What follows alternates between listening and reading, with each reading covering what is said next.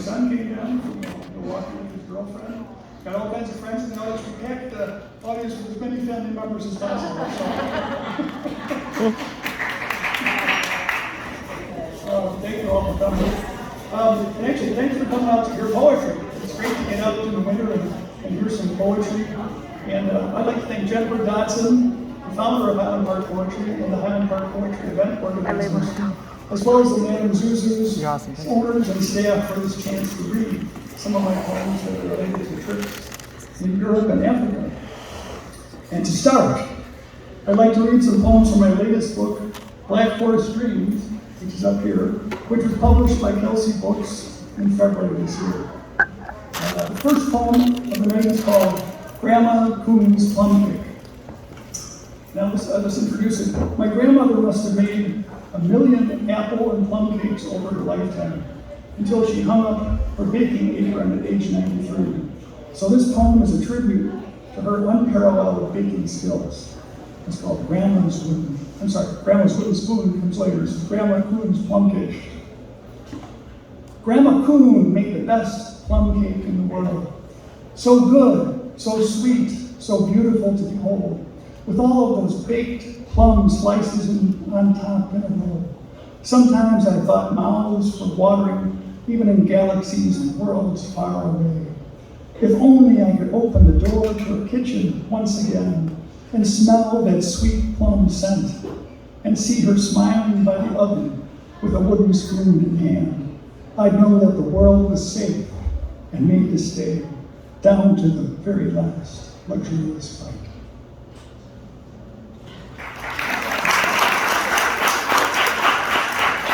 Can anybody hear? Everyone can hear? Great sound system. Boy, there's speakers everywhere. All right, so the next poem from Black Forest Dreams is about the thrill of taking my wife and 2 young sons in a carriage ride up a cobblestone hill to see a world-famous fairy tale castle for the first time. It's called Carriage Ride of Dreams. The horse-drawn carriage clip-clopped up the curving cobblestone road at an easy pace, heading leisurely towards a dazzling dream castle at the top of the hill. The stores on the sides of the street slipping by slowly, letting you glimpse through the glass at the goods displayed artfully inside for a few seconds before drifting into the past. The creaks and squeaks of the wheels and the leather harnesses on top of the sturdy steeds, adding to the joy of the morning ride.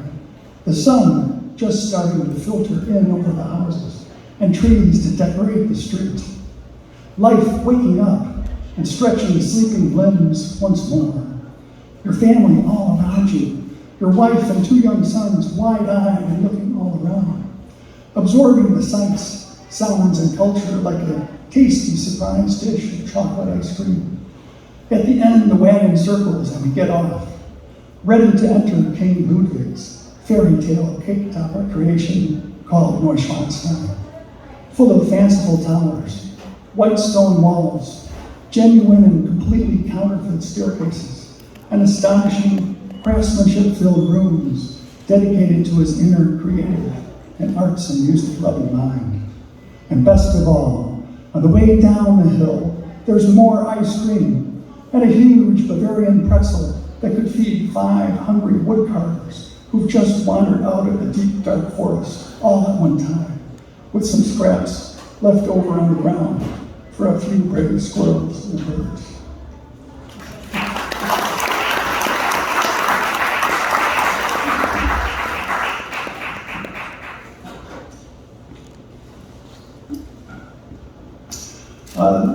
This poem, the next poem is called Red and Green Men, and it's about the colorful little figures in the red and green pedestrian street crossing lights that delighted my sons to no end, and that made me smile too. Red and green men. Red and green men on the pedestrian street crossing lights, telling us when to walk and when to stop.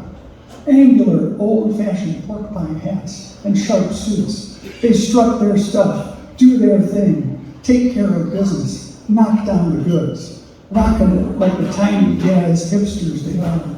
indelibly in eye-catching, vibrant two-dimensionality set on the edge of ultra-cool, stratospherically transcending the typical dull-witted crossing lights in other countries, burdened with simple, mindless colors.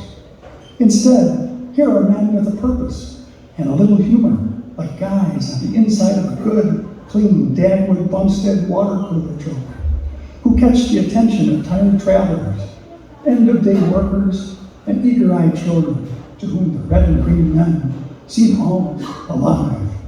Part of an animated movie or cartoon where reality is often bent and curved like Einstein-esque light and turned into a world all its own. The men say go, the men say stop. You can't help but smile and wink back. And if you're a child, you feel as though you're winning the war against rules and regs in school. With these buddies of cartoon fun, tireless and true, and full of seeming subterfuge, magnificent, elegant, ready to rumble red and green men.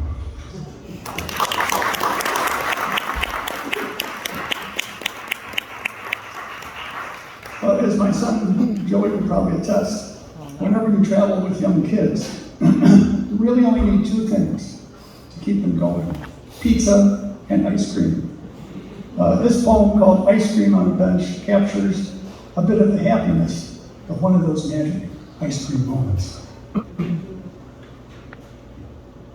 Eating ice cream on a bench, 8 people, 6 cones, 2 cups, from a corner shop in Weimar, near the theater where Goethe and Schiller put on plays, and now pose in stately statues while the world passes by, and tree branches wave gently overhead.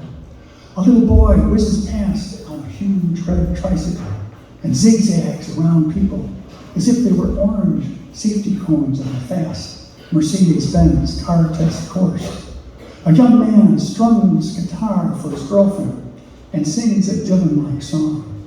The shops are inching toward closing time on a sleepy Sunday, and the 8 are just barely catching the ice cream drips with their tongues before they hit the beautiful blue-gray cobblestones full of sparkling bits, a colorful cosmos canvas beneath 16 happy, resting, tapping feet.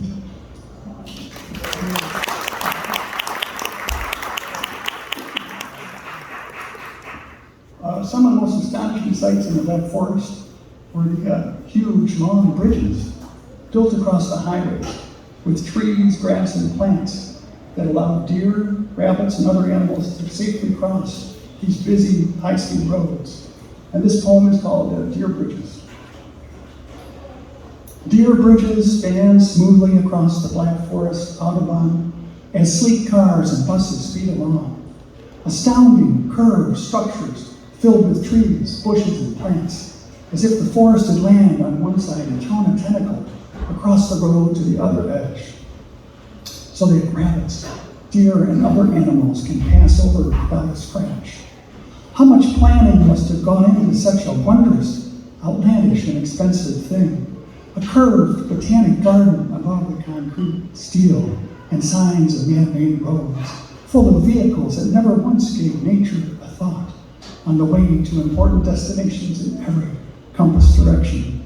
But here, someone took a breath and paused to look and think what animals might need and want, and then put such magnificent, foolish ideas into motion amidst the constant chaos of blurring, whizzing, whirring wheels.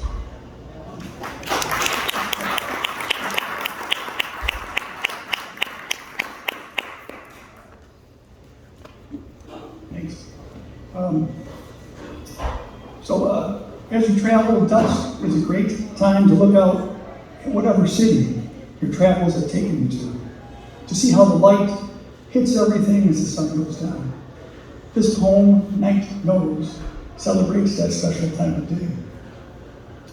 Night knows when to fall and fly about on bold, beautiful black wings, soaring through streets and diving deep into the darkest corners of castles, villages, and towns, wrapping everything in its smooth, silky embrace like a roll of Sumerian expanding cloth that covers the land and won't let it go, until the faint embers of dawn flicker, unfurl, and spark to start another big, bright Ferris wheel turn of day.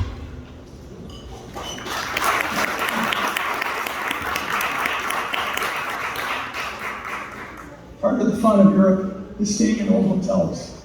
And old in Europe is hundreds of years, many hundreds of years older than things in the United States. But this poem, The Hotel Eisenhut, celebrates a wonderfully creaky staircase that can only occur after hundreds of years of use. The Hotel Eisenhut has an iron helmet for a sign hanging right over the entrance door, with a cool, curved wrought iron bracket holding it up in the air, as if this heavy metal hat appeared out of nowhere, shot through a time travel cannon into the present. It looks out of place and yet perfectly perfect where it is up above, and seemingly ready to fall on unsuspecting guests and visitors to Rothenburg Upper Tower, a most magnificently and mysteriously preserved medieval town, where time stands still and sleeps so well. Inside the ancient hotel, the staircase creaks so beautifully, it sounds like a gorgeous wooden symphony with high and low notes, and every tone in between. Can a staircase actually sound like a musical chord? If so, this one does, and it stirs your soul and makes you think about the thousands of people who've walked those stairs, and the carpenters who labored amidst sawdust, hammers, and nails, building it so many moons ago.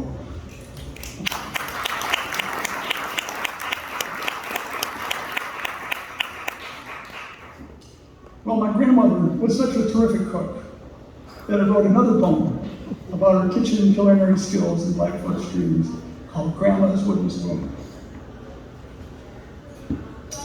Grandma's wooden spoon sits proudly in the drawer, smooth as silk from years of use, easy to handle, full of love, ready to turn again in circles like the hand of time itself, to make her reappear, bustling here and there in a colorful apron, making culinary magic with the wave of her wondrous wand.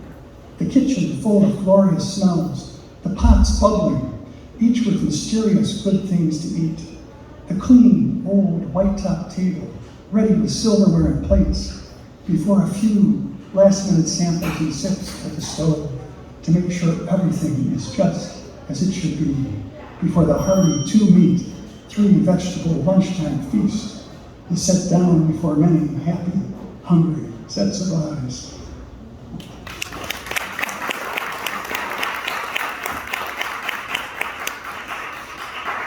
This next poem, Wings, Honks, Flaps, and Flips, short poem, was selected in a Highland Park poetry contest and shown on the insides of buses running up and down from Evanston to Highland Park for a month, which is kind of cool.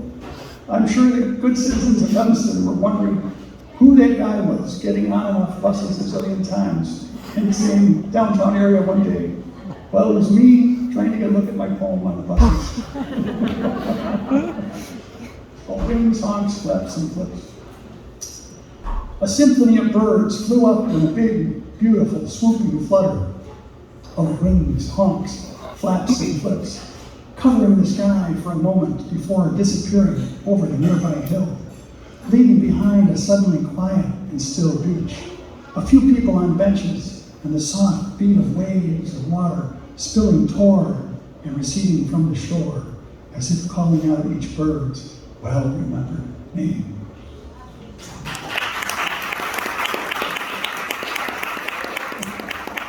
It's kind of nice to be on a bus with the poem above and pointing to it. Okay, we're going to venture to Italy with the next poem, which is about the artist carrying on a centuries-old glass-making tradition on the island of Murano near Venice. It's called the glass blower. The glass blower blew gently into the long, hollow tube, holding a shiny, molten shape on the end, then stood up on a table and swung the tube back and forth in the air like a huge baton, or the back and forth pendulum of an ancient grandfather clock, ticking timelessly in a whitewashed room somewhere on the island of Murano.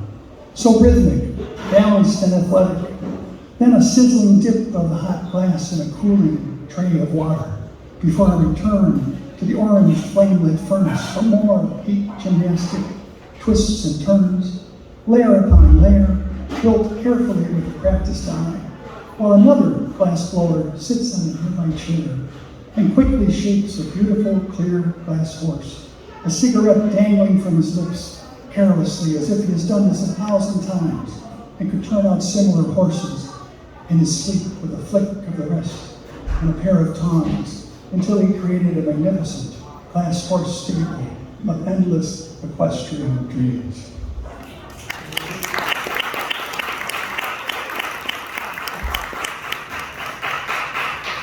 When my youngest son, Nicholas, first emerged from the train station at the edge of Venice and saw all the boats zipping back and forth, he stopped and said, "Dad, this is the coolest city I've ever seen." And he doesn't say much. So that was a big thing coming from him. Very quiet. It's one of my favorite cities too, and this poem is about a memorable gondola ride in Venice. It's called Floating Along. Floating along in a big black canoe with beautiful lines, embellishments, and carvings, but not really a canoe at all. An able gondolier in a striped shirt and straw hat, pushing, urging, steering his craft along through the Grand Canal, surrounded for the first few minutes by a fleet of other gondolas, with smiling passengers taking pictures and admiring the body and water sights of spectacular aged houses, docking poles and pier, and chugging vaporettos, carrying people up and down the waterways of Venice, until the gondola steered smoothly into a side street, and we passed softly under bridges, past dilapidated buildings, and tied up small boats. Happy inside in a million small ways, since this is something you've always wanted to do, but never had a chance until now. There's a wide joy in this journey, like sipping a sweet tea and enjoying a gorgeous sunset. The gondolier dances at the back, puts his foot on the brick walls, and pushes off as we move into the stuff of life, love, history, and dreams.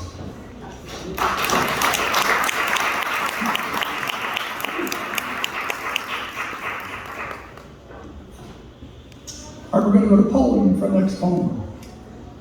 This next poem, Sizzling Fiddler's Sling, is set in the mountain town of Zakopane in Poland.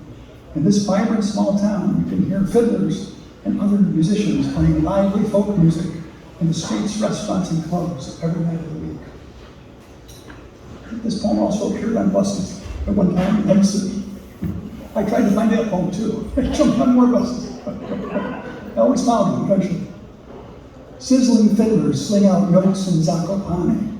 For each rustic restaurant along the main street, basses plunking boldly to keep the big beat, while the fleet-fingered accordionists add crisp, crackling logs to the soaring gypsy bonfire, before the musicians break out into song with stout backs and hearts, as if pulling a cart loaded with large musical notes from the mountains to each shepherd.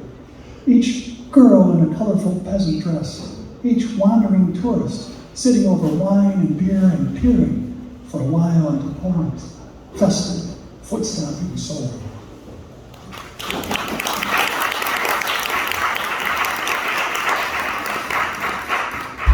Okay, the next four poems I'd like to read tonight are set in South Africa. What a beautiful, memorable country. And what a long series of flights, totaling 22 hours, you have to take to get there. But the scenery is worth it. You feel like you're in a series of James Bond films with all of the rugged, amazing cliffs, caves, wildlife preserves, and lunar-like landscapes. So the first poem out of the four is called The Africa Cafe. The Africa Cafe. Huge, forbidding door opens and gives way to a high-ceilinged hall with a burst of colors: gold, yellow, black, red. Women dressed in bright salmon, chartreuse, turquoise, and gold dresses with tilted hats and long, multiple necklaces, their faces painted with dots and dashes, seat you in a breathtaking room full of African artist-painted walls in a large, fun way. The light fixtures made of crazy red wire floating in all directions like birds. The menus, written on the inside of an inner lit glass jar, but there is no choice to be made. The food just comes out in little bowls that are later replaced with other little bowls, and all are good. The waiters and waitresses then start singing African chant-like songs while pounding a big drum held in by one man in the air. The women would pound the drum the hardest with both hands. The air filled with energy, clapping, and laughter. You're transported to another dimension and free-floating like a bird in the clear blue sky.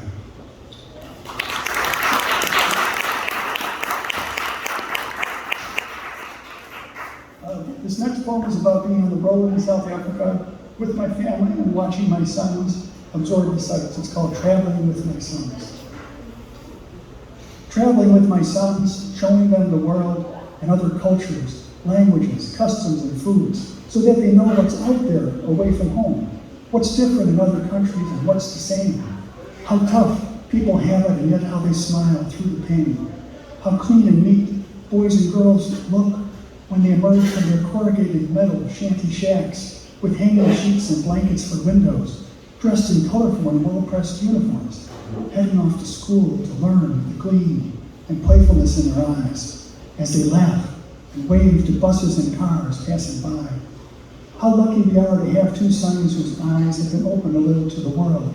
Perhaps they've each become a richer, deeper person, someone who wants to change things, to help, to give back in some way. It's hard to say, but I think seeing South Africa changes you in a way that makes you think and wonder and grow, with deep roots like the acacia trees on the savannah, gracefully arched and ready to shelter whoever comes by, up and under the far-reaching branches, to lean for a quiet, thoughtful moment against a strong, sturdy, steady trunk.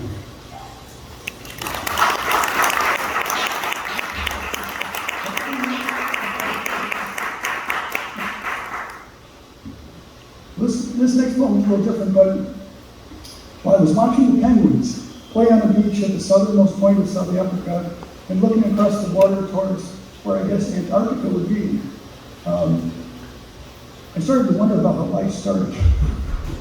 It just happened, which resulted in the next poem called Puffs of Smoke. How did life start? Who are we but puffs of smoke from the gentle pipe of an old man sitting at the Cape of Good Hope, at the southern tip of the African continent, watching the nearby penguins nest and play in his ever-expanding mind. A dreamer thinking of things and places far away, mulling the idea of unfurling life upon the land and watching it grow by leaps and bounds, rolling good and evil down the slope together to see how the raucous wrestling match turns out. Smiling at what will be and where the journey might lead, he longs for company, for laughter and joy in the long dark night, and welcomes the sun he's made with open arms and a full heart of sparkling diamonds each day.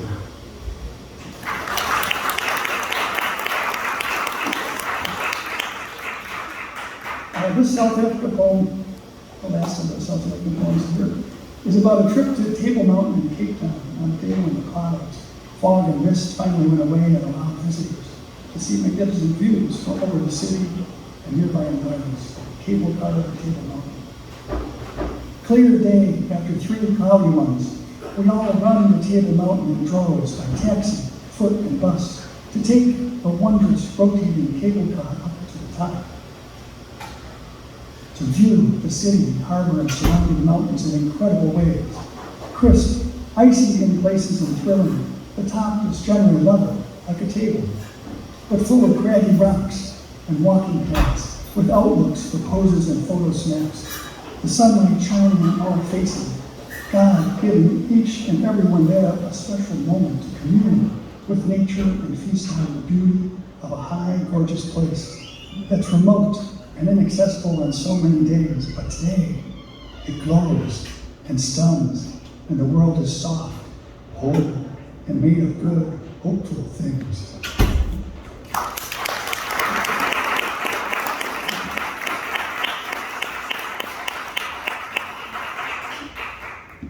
Well, we're going back to Black Forest Dreams for a couple of poems. And this poem is called Scythes, Spoons, and Dreams.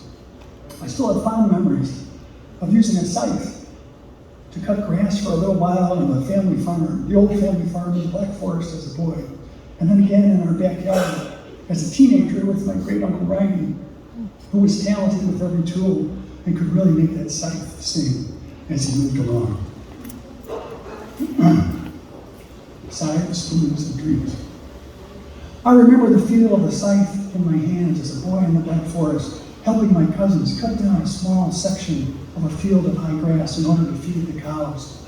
The power, the motion, the swishing sound as you moved back and forth, finding a rhythm with footwork, hands, and arms. Moving through the tall grass, amazed at how well the sharp curved blade cut, how warm my muscles felt, and how some small beads of sweat dripped down off my forehead into the ground from the effort, connected for a few minutes to the earth, the grass, and the sky. And when I was a teenager, I helped my great uncle swing another scythe to cut the tall fields of grass and wildflowers in late spring in the backyard of our house after the flowers had all bloomed and burst into color. Such a small, a simple, elegant, but effective tool. And to watch him use it with such economical movements was like watching a poem walking through the soft sun. And I remember the dreams of my great uncle, grandfather, and grandmother for a better life in a new country, which in turn created my own possibilities of dreams. But most of all, I recall pounding happily on Grandma Kuhn's well-used pots and pans on the floor in her wonderful warm kitchen as a child, with two big, beautifully warm and loved dark wooden spoons.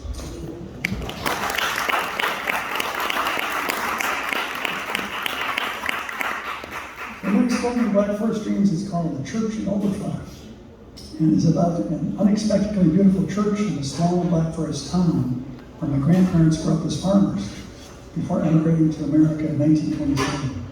And when they arrived here, they received a big Chicago winter welcome with 5 or 6 feet of snow. Actually, the little town on the cover of Black Forest Dreams, that's the town they came from, and that's the church on the hill at dusk. It's called the Church in Overflash. In the quiet, farm-surrounded village of Overflash, a hidden little town in the southern reaches of the Black Forest, where life is slow and people have time to think and see the stars at night. There's a small white church at the top of a hill, kept as neat as a pin and polished up as if it was brand new, instead of hundreds of years old, with the most amazing paintings and designs inside. A gorgeous choir loft and organ, gleaming wooden pews, baroque swirls here and there, and an incredible bas-relief painting sculpture of a man and a crucifix that seems to grow out of the wall and hang there in space. A head-spinning but reverential combination of several artistic mediums that boggles the mind and makes you take a seat to contemplate how reality has just been altered. The light streams through the windows and dances on the floor, playing on your consciousness and soul, making visitors think for a quiet moment about things that have been, are now happening, and might occur in the future, and how a church, even one in a small village that isn't on anyone's travel agenda, can grab a hold of you in a passionate, soaring embrace that takes your breath away and sends it flying out toward the nearby hills in a soothing celebration of love, worship, beauty, and life in the twisting back roads of southern Germany, where beer is slowly sipped, and the simple rituals of daily life are tended closely like the finest treasures ever made.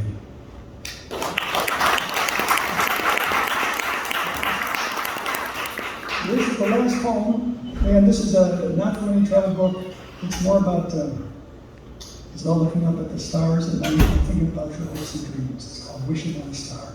Thank you all for coming out. Thank you.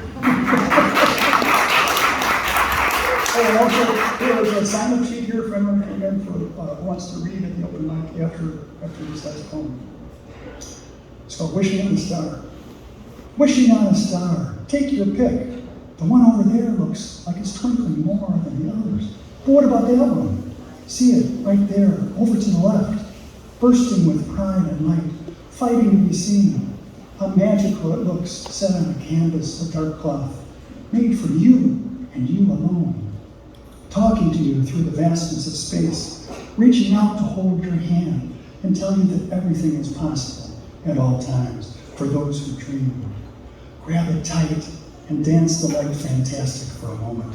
But don't forget to do a soft shoe on the moon as you go twirling happily by.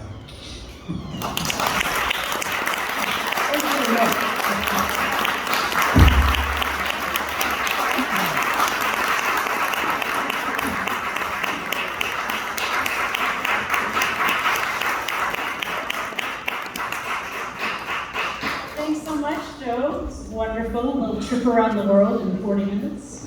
Okay, well we have 10 readers.